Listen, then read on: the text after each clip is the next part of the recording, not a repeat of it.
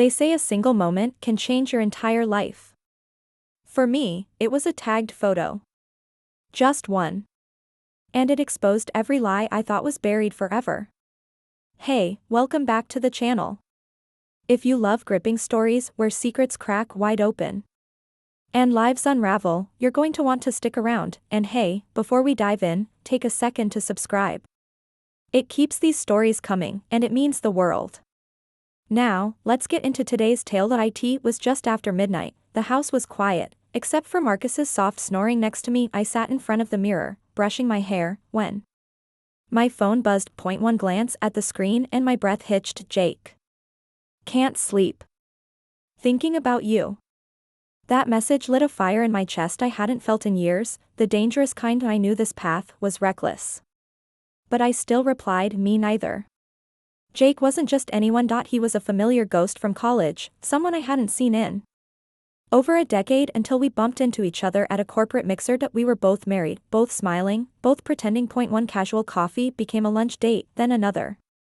Then late night texts, then hotel rooms, secret meetups. A version of me I didn't even recognize. With Jake, I wasn't someone's wife, I wasn't just a tired mom, I felt alive. We promise no drama, no social media, no slip-ups, but the universe doesn't play fair with liars. It was a sunny Saturday when Marcus insisted I join him at a backyard barbecue his coworker was hosting. I didn't want to go.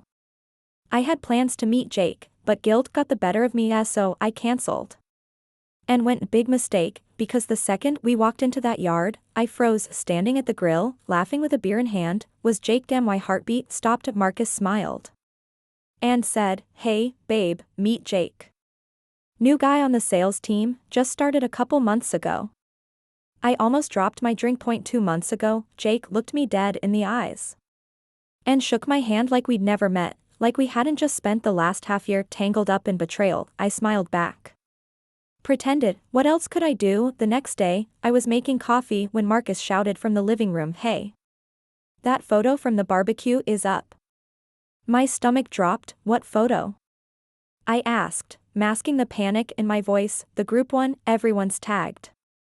I walked over, there it was, a wide group shot.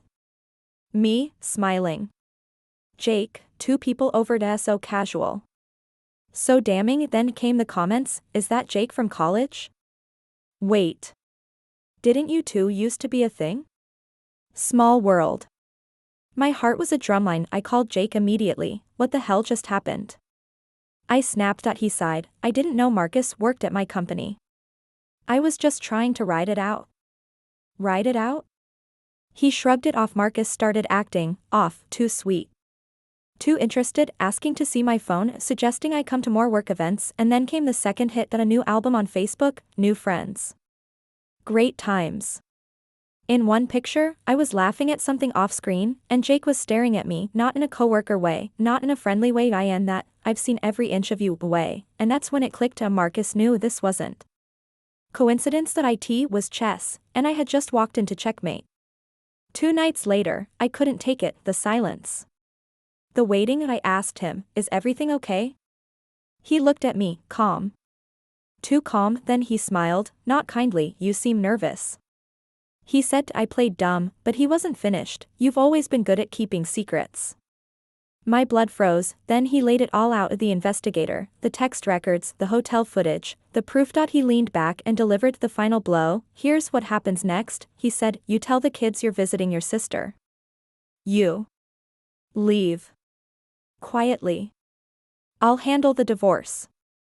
And if I don't? I whispered. He tilted his head, then Jake's wife sees everything I've got.